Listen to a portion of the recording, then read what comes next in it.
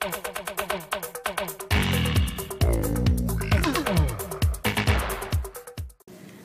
our project, we went to Toys R Us to see the difference between toys between boys and girls. We figured we'd see a difference. What are the various systems that influence our behavior? In our experiment, we found that depending on the parent, it was really different for what kind of toys the kids would pick out. Certain parents were very gender neutral. They went into the store thinking that the kid could pick out whatever they wanted, and others were very stereotypical, as in, we need to go to the boys section and find your toy, or we need to go to the girls section and find your toy. The media also has a lot to do with what kind of toys the children will choose. Girls' toys tend to be more superficial. They're dealing with the Barbies. And when they look at these dolls, they're doing very superficial jobs, like they're an ice skater or they're a princess. It's nothing like, hey, she can be a doctor, you know, she could be a lawyer. It's very jobs that, you know, it doesn't take a lot of education for.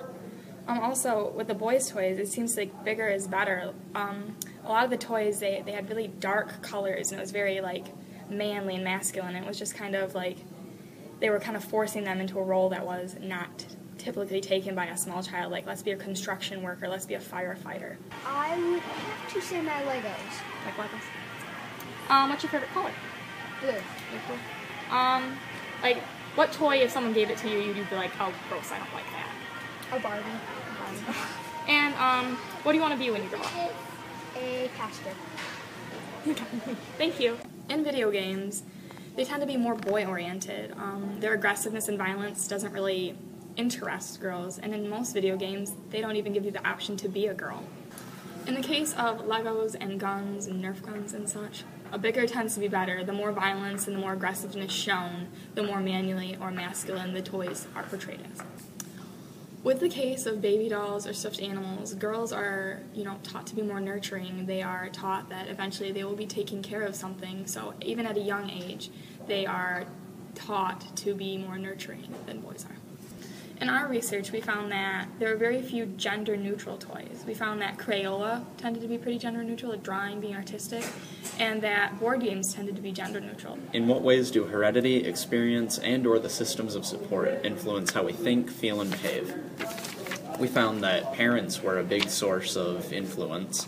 In one case, we even found a parent who told her son to put a pom-pom back because it was for girls.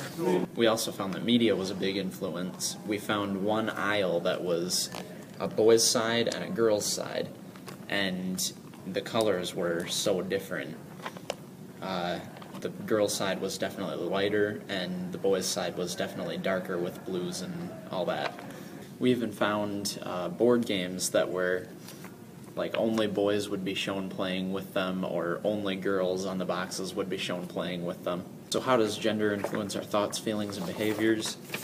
We definitely found that where the boys were more aggressive and they had more aggressive toys, the girls were expected to be more nurturing with baby dolls and stuffed animals that even had like pajamas and milk bottles and all the kinds of things that a baby would have.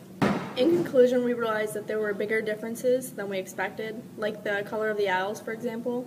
And in addition, we realized that the parents influence children a lot more than we thought too, like the mom who said, "Put that back, that's a girl's toy."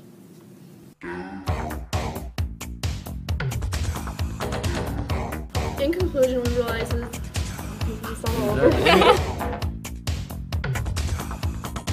Oriented. Crap, stop that.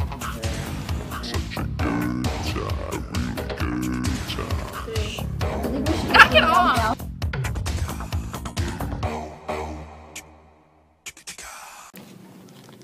Put that at the end.